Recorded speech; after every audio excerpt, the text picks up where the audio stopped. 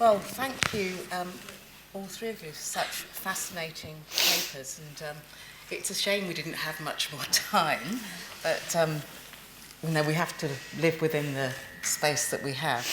But I'm going to ask a question which probably has absolutely nothing to do with photography, but I think is really important within this context. Is, well, I don't know if it's a question, but I'd like a response, really, about different experiences that you've each had around feminism within different cultural spaces.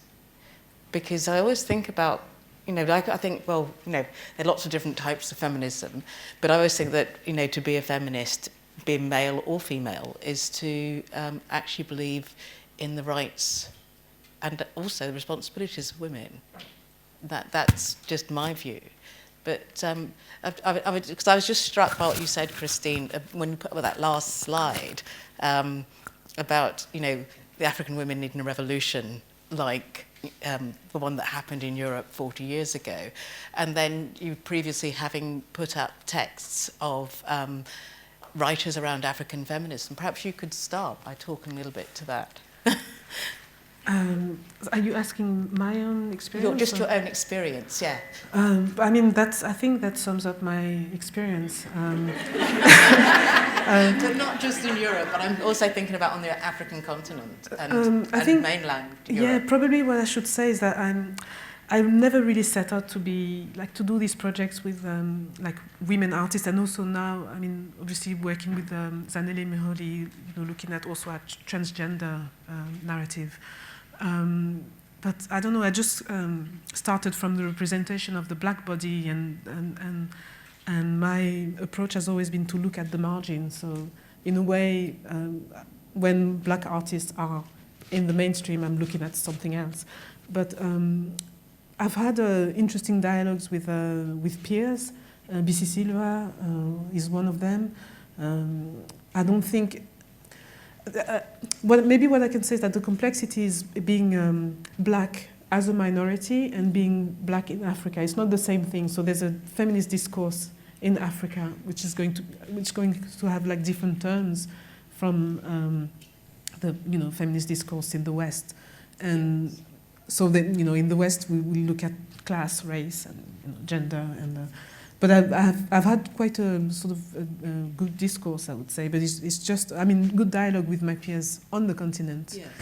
And maybe black peers in the West, in France or in the UK. But for me in Belgium, and also Belgium, they haven't really addressed their colonial history. So what I was telling them is that, for 8 months is long for, when you have other things to do, you have work to do. So I've had to sort of reconfigure my exhibition in different spaces.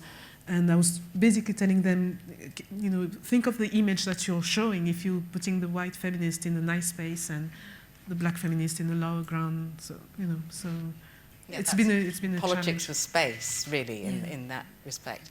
Mm. Victoria, what about in Australia, within the Aboriginal community and in the European community?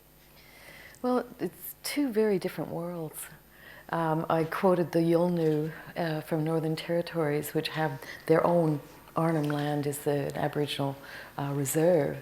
I've been there several times with permits. You can't go in otherwise. And that whole community, the traditional Aboriginal community, is quite a different setup, but the women elders are very strong people. One of the emerging artists that I showed, Celise Gibson, her Aboriginal heritage included land rights activism in the Northern Territories, and it was all led by women. But it's a very traditional lifestyle, so they don't use a lot of photography. They are using other media that is more Western, like painting and printmaking and things like that. They do collaborate with filmmakers. There's been fantastic films, The 10 Canoes, for example, with that notion of circular time. But it's a Dutchman who actually did the filming under the direction of the Aboriginal people in the traditional homelands. Urban Aborigines, the women that I showed all have a white and black heritage. Many of them were adopted by other white families and so forth. So it's a completely different sort of context for feminism. But in both communities, women fight for the children. There's a lot of alcoholism and abuse and things like that they speak out against. And they, in some of the urban communities, it again is the women who take charge of making peace and keeping the peace within their own houses, in their own communities. With the women that I showed today, they have a renegade attitude, which is also very Australian. It's something like, oh, well, you know, I'll just bloody well do it. You know, they're tired of being told what to do and how to think and how to look. And so their art reflects very much this no holds barred. You just, you know, get in there and do your thing and see what happens. Destiny Deacon likens it to a boomerang. You throw your culture out there and hope it comes back. Okay. And Ailbhe, I mean, because you spoke about the women's involvement in uprising. What about the position of women in Ireland now in comparison to that particular period that you were discussing? Well, yeah, it's kind of, there's a lot of commonality, I think, in relation to the fact that within Irish society and other societies and Vietnamese society, the women are quite active and quite strong on the ground, and it comes to the fore at pertinent times in history and times of kind of revolution conflict, and they have a great presence, but that seems to then become kind of sublimated almost when things go back to normal almost, or and things level out, and kind of women have to maybe return then to the more conventional roles, and you know, the statistics now, I suppose, imply that women are not as present in politics as they should or could be, but that's not to say that they're not again. And it corresponds with some of the dialogue that's already occurred in relation to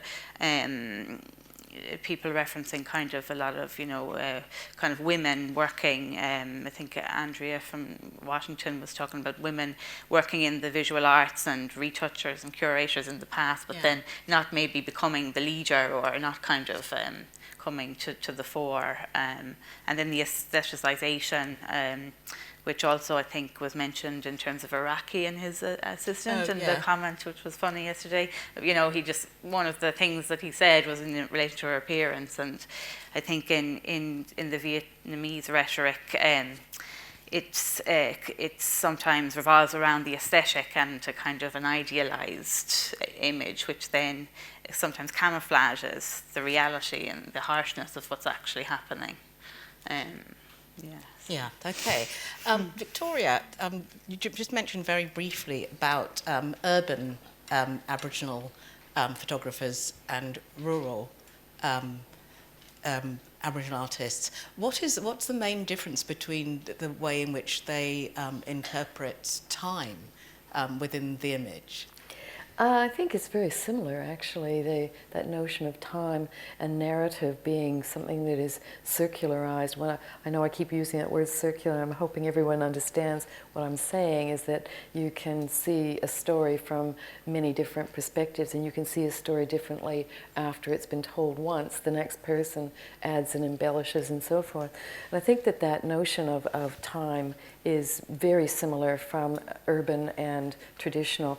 I think it's also affected the Western or colonial Australian community as well. They might not admit to it, but I'm an observer as a migrant, I suppose. I see it operating across the culture, the whole country. But the main difference is the market. Nobody in the outback Australia traditional homelands, they do the traditional images, they're marketed as traditional work. There's no crossover between the media that the urban Aborigines are using and the traditional Aboriginals are using. Is there any dialogue between them? Oh, yes. Yeah. Oh yes, especially with people trying to find their families that they've been separated from, fill in family histories and so forth. There's quite a poignant and sometimes heartbreaking dialogue there. But more people are researching those parts of their past. And as they do so, the connections are becoming stronger. Okay.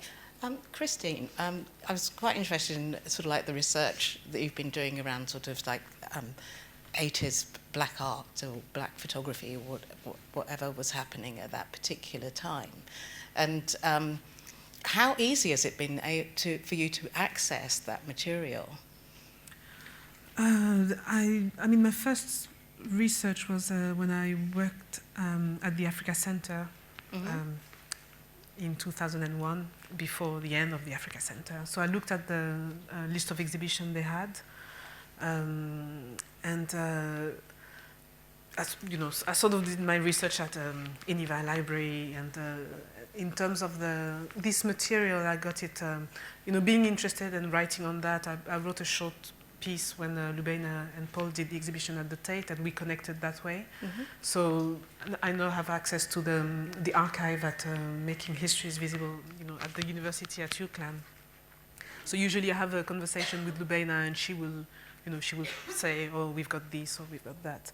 And I must say, you know, I'm keen to have a more dialogue. And you know, just before the presentation, you were talking about Black British photography. I haven't really engaged with Black British photographers. You know, most of my projects are dialogue with artists or photographers, and I've worked mainly in the field of African art, so you know, all the diaspora. But I think that's a narrative. I mean, we need to continue doing this research, and you know, I've tried as much as possible. I was just really interested in one of the slides you actually put up with the show. I think that Lubena did, and there was, I think Sonia was in it. I'm trying to my notes are, but there was a couple of names there that I'd never heard of. But I also think, like, you know, Sonia, Lubena, I mean, like they're sort of like from almost an entire generation ago. But none of those people have visibility or representation within the blue chip galleries, unlike our American cousins like Lorna Simpson, Ellen Gallagher. I mean, there always is an invisibility there. I agree with that, and I had, by the way, Lubena, I don't know if she's here, but she's curating an exhibition at, is she here? Okay. She's curating an exhibition at Hollybush Gardens, opening on the 3rd of December, I think, with Claudette Johnson, Ingrid Pollard, and Helen Cammock. And it's true, I was having this, I'm writing an essay for the exhibition, and I was having this conversation with Helen because of, there was 154, the art fair, with African artists. And that's something I've observed as well, that there's an interest for African artists. And one of the things I struggle with, because when I came here, I was interested in looking at the context within which I am. So, you know, for me, finding out that there was a black art movement, which we didn't have in France, was really empowering in terms of you know, notion of self-representation. And I found that there's this interest for African artists, so artists coming from outside. But I'm quite supportive of the African art scene. But then I observed that, you know, the black artists who are, or black photographers who are here are sort of they're not included within the British mainstream, and not included in the African. So I think that's something that we need to address as researcher curators. And how do you think that can be addressed? By having this conversation that we have today, and doing the exhibition. And I think for me as a curator, the challenge, because I'm independent, is having access to venues. And you know, I really I welcomed the opportunity to do the exhibition at Beaux-Arts. So I had artists from Africa, and I actually asked them to invite the artists to come. So I think it was quite, I don't know if they regretted inviting me in the end, because I asked for the artists to be invited, because I think it's important to have the artists present within the space. And for me, this notion of the space is really important, and it's not just about having the work on the walls, but also having the artist and enabling this conversation that the artist can have with the audience and other professionals.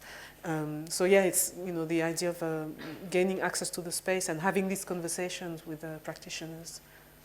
And Ailbhe, it was like you showed yourself as a practitioner on the stage, which was really, really interesting. How much, I mean, like, I was looking at the work in that archive, in the Albert Kahn's archive, with representation of the Vietnamese women, and then the images that you had from Ireland. The images from Ireland are obviously photographed by these two women. Do you think there was a difference in the way in which they worked and looked at women? Yeah, I mean, it was quite a complex thing in a lot of respects to research, because the Irish images are quite a relatively small kind of, collection in comparison to to Boosie's, which is vast.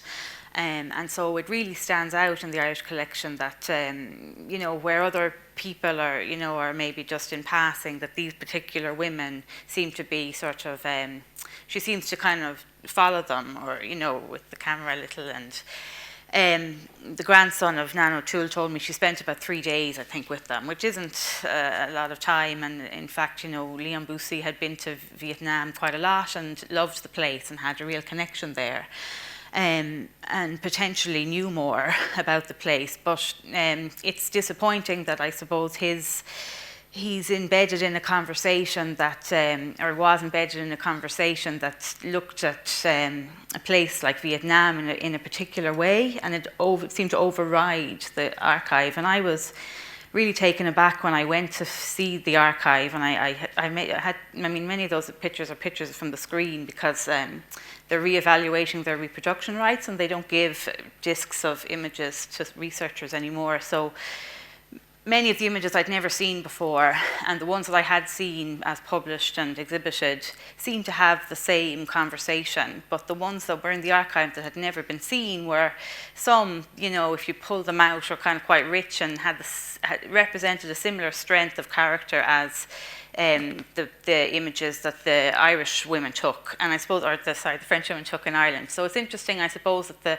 French women sort of very quickly and directly got that from the small number of women they might have encountered, whereas Liam Boosie, it was predominantly romantic, but then there are fragments of the women kind of saying, look, I'm sort of here, and I'm kind of going to maybe talk more than you are about me, in their expression, I felt. So, yeah, I feel that, the women photographers sort of cut to the chase and were able to get to the core, to see the strength of the women faster, and were able to cut through the romance in a certain respect, and sort of see the fact that they were, those women, even though they were quite shy and quiet, and were to a lot of extent running the show, and really kind of, the men were gone at sea, and then they were back, and they were in the Navy, or they were fishermen, and when they returned,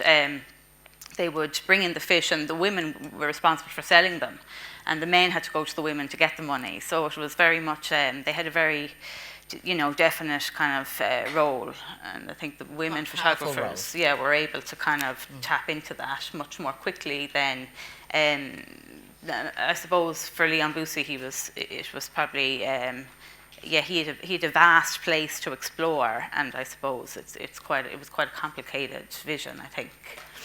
Right, I'm going to open it up to the floor. Are there any questions? Right, there's one right at the back.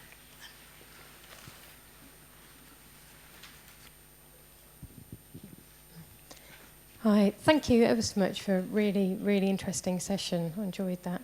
And I was just wondering, I think firstly from probably what Victoria was talking about, but it does relate to the others as well. It was interesting how sort of what started as a very personal kind of family research in some cases, particularly where people were adopted and some cases later repatriated, as you described.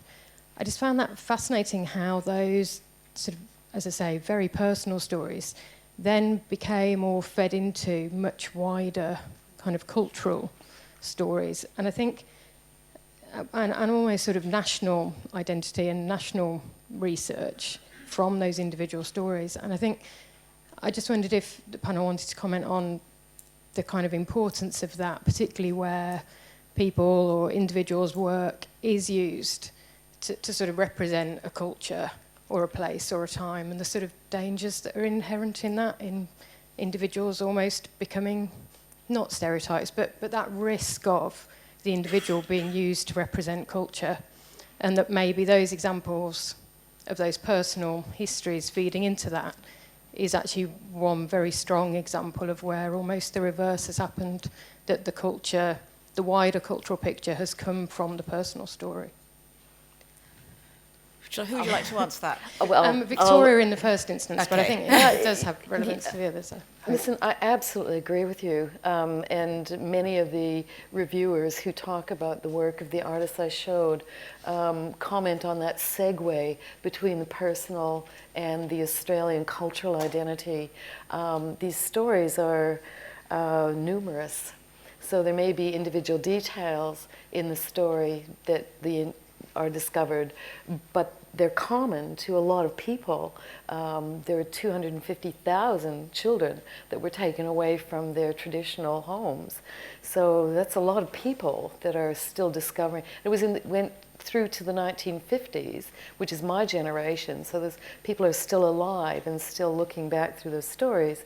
So I think and there's a lot of history that's been repressed from the curriculum, for example. So some of those stories.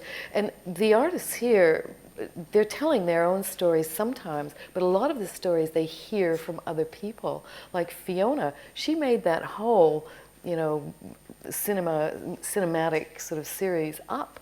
None of it was true. None of it was based on an actual story of any woman who was taken away to slavery and then raped and murdered out on the islands and so forth. That was all her own filtration of many stories that she'd listened to. So it is representative of a larger picture, even if it starts in the very personal. At the same time, one of the things I didn't mention was about the branding of Aboriginal artists and photographers, that they speak for Aboriginal people, and they're very resentful of that. They like to be thought of as artists and photographers rather than Aboriginal artists and photographers. It's why they work overseas, because they don't have to put up with that. Yeah, well, not trying to represent everyone. Ailbhe, do you have anything to say in response to the question?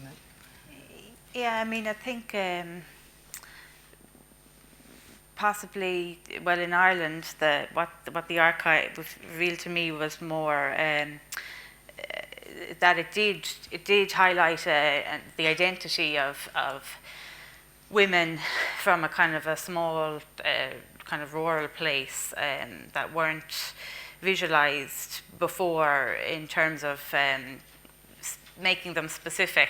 I think many of the images of kind of the rural, the people are kind of sort of embedded within the landscape, and they're kind of looked at almost in passing, and it's kind of fragmentary. So in fact, it's the more iconic sort of people then that speak of the culture, rather than the I suppose quieter kind of people who live in remote places. And so what was interesting then to me was that what the French photographers did was identify some of those people and allow them to speak for a place when they previously wouldn't have been kind of able to speak directly. They would have been spoken about, people from the outside would have maybe come and looked at them and sort of spoken about them and made them stand for something without them having any hand in it. Whereas it seems to me that those women, because they were so present, were able to kind of then be, named. And in the Vietnamese archive, unfortunately, there are no names, and it's usually kind of young woman or young girl, and there's no way to kind of find out who they are and to kind of make their representation more specific. And Christine, I was just thinking about sort of like whenever people mention Africa, they think of this continent, which is incredibly diverse, as being one homogenous thing. Do you find that people ask you to represent the entire continent as such?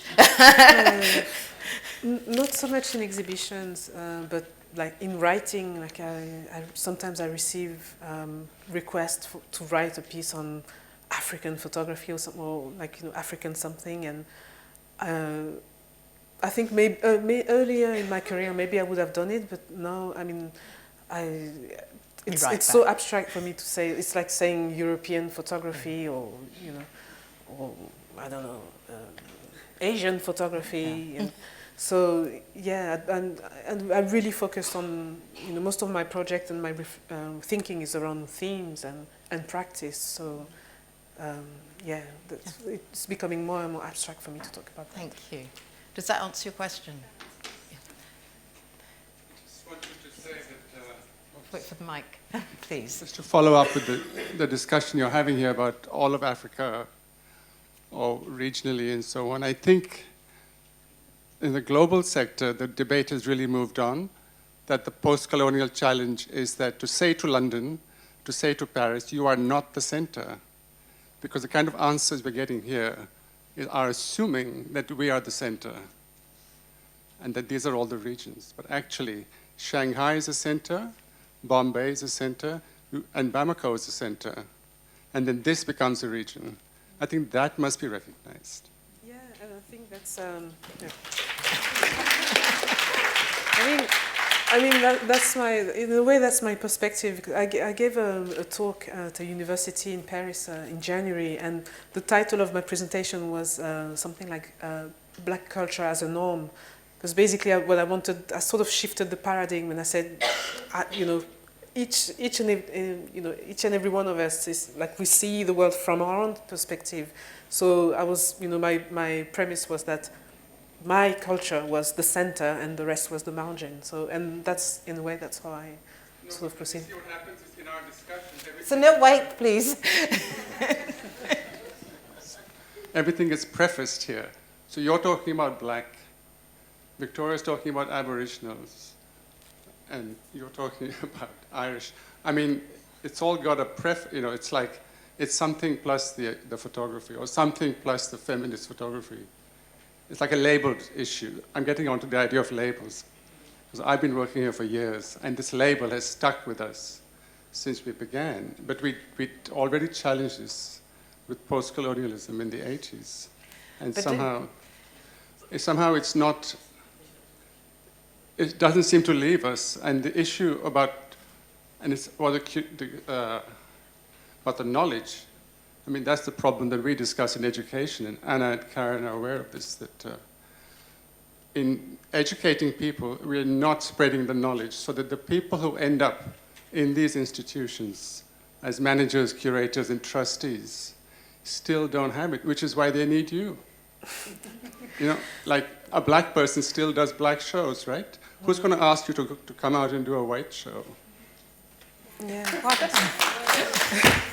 I did just, I don't know if I can. Do you want to, just to add on that, answer, yeah. Just to add on that, I mean, obviously, I mean, I did this presentation on, you know, it's part of the framing of women photographers, but the last show I did at David Roberts Art Foundation in London was on rhythm, and it had like, I'm mixing African artists and, you know, Western artists. But I think it's quite interesting with some of the exhibitions that you've shown, is that they actually are thematic rather than based on any particular label. And I think that is probably the way forward. I think for too long we've been bound by these labels, which are not of our own making. So it's sort of like, where do we go from there? And it's sort of like, you have to be like a Trojan horse and almost do it from the inside. But I mean, I think this thing about sort of like, you know, working in a thematic way is the only way it's really going to happen. Do you want to wait for the microphone? Is there anybody? Oh, right. So,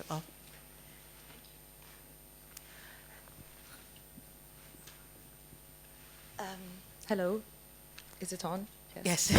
I come from Italy, and I guess my question is more for you, because you said you were living in France for a while. Throughout the conversation, I was thinking about the fact that generally gender discourses happen mostly here in the UK, out of the whole of Europe, kind of, more than anywhere else, really. The UK and America are kind of the two places where these discourses take place. And with the current situation in Italy, with all the immigrants coming in, and not just in Italy, but in the whole Europe, I was just wondering how much practitioners in general in all of your fields feel pushed to bring these discourses outside the UK and more into Europe, I guess. I mean, I'm thinking more about South Europe right now, because they're very different. North and South Europe, I think, also has influences. But I feel that my country in particular still is quite racist and sexist. So I feel the absence of these discourses in my country. So I guess I'm asking, how much do you feel compelled to bring it outside the UK? Do you mind if I respond first? Yes. It's very interesting that you say that, because I think from an Australian perspective, the discourses are not there, that they're actually usually outside. The Aboriginal artists feel a sense of getting away from the restrictions of Australian society, have more freedom to speak, their work is better received. When they come back to Australia, they're better known in their own country. And I think that kind of pattern happens in the colonial culture, is that you don't make it within the culture, you need to go outside and then come back. So I think these conversations will happen, they just haven't happened so much yet. So you go where the conversation's being held. I think, I don't know so much about Italy, I don't know, but I have colleagues, actually when I was involved with Africulture, the journal I showed, I had a colleague who's Somalian and Italian as well, and she talked about the racism she's experienced in Italy, and I know that there are people working on these issues. I don't know so much about the gender narrative and context in Italy, but I know that in terms of the migrant narrative, there are things that are being done, and we can exchange contact after, and I can put you in touch with my colleague. Thank you. Do you want to start?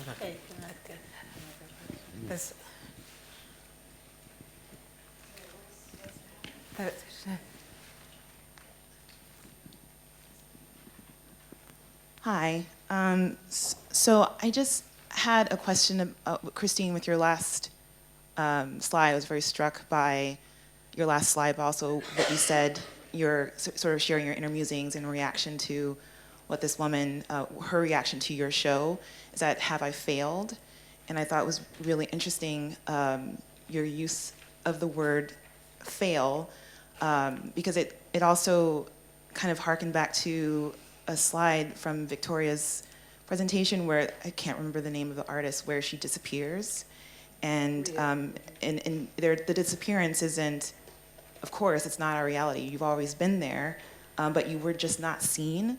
And as a maker, you always have that problem of putting yourself into the world, making, producing, and having it live outside of yourself and become something different. You get lots of perspectives. But sometimes you are treated as if you are invisible. You are not seen. What you were trying to say is completely interpreted from, I would call it an unfortunate perspective. And that's how I think of her comment, as an unfortunate perspective, because you were there. Your history is there. Your show is, I'm pretty sure your show and your curation was not a failure. But I'm just really interested in how you see your work out there, and if you could continue your thoughts of your reactions to what she said. Yeah, thank you for this question. Actually, we didn't have enough time, but one thing I forgot to mention is that this summer I was in France, and I had access to France 2, which is the equivalent of BBC 2, which you can only view from, on the internet from France. And I actually realized that they did a documentary on my exhibition. So for me, it's like, oh, great. It's like having, doing a show here and having BBC Two. And they basically misrepresented the whole exhibition and the statement. And they were talking about angry African women. None of the artists were named, so you had like Muslim something, so they didn't name the artist, and I wasn't named, which it's okay, I don't care. But it's like, so you had the person who invited me to do the exhibition, which is she's really nice, but it's basically she didn't name the curator, she didn't name the artist, and we were angry women, and so for me that's when I'm saying I failed, it's it's sort of I think we did something, we achieved something, and I think the fact that I fought for 8 months to have a better space for the artist, because it was either that or I wouldn't do the exhibition. But then you think of a missed opportunity for the artist, but I don't want their work to be misrepresented. So there was that, inviting the artist, asking for the institution to pay the artist exhibition fees, because that's also quite a challenge. And that's why I was saying, I think maybe they regretted having me, because then I said, well, you have to invite the artists, you have to pay them exhibition fees. And they said, oh no, we're not paying artists usually, because it's just for the prestige of being in the space. Wow. And it's not unusual. And I know that there's a sort of petition, or there's something going on with this situation of artists not being paid. So I think as curators, we have to fight for that as well. So I'm saying I failed, because when I see that, it's like, oh, I have to do another exhibition, to put my statement across. But I know that we've achieved something. Thank you for your comment. Yeah, I think that is actually the very last. I mean, I actually had the very last question, but I wanted to respond to that and saying that yes, we are here, but sometimes people don't want to see. So that I think that's the response. So. I'm very sorry. I know, Liz, that you've got a desperate question.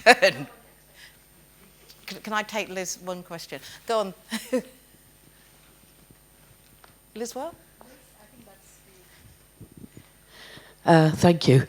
Having worked for the same institution, it's not a question, having worked for the same institution 2 years previously, it's very, very disheartening to hear that some of the arguments I had not even been taken on board when you had to have them later. And secondly, I thought it was a very good exhibition, and I thought it was an extremely unfortunate juxtaposition of exhibitions, which I think was lazy, because I think they had the opportunity to bring in wholesale an exhibition that made their life very easy and actually made no proper bridge between the two exhibitions that they were presenting as, in the Summer of Photography, as the theme of gender. It hadn't been properly thought through, probably because their criteria are very, very different to the criteria that we as academics have in play when, as in our guise as independent curators, we're actually working with the institutions, seduced, certainly in my case, by the wonderful space and the possibility of showing work in an interesting manner. I really don't think you failed. I think it's a very complicated power structure. Yeah. Okay, thank you all very much.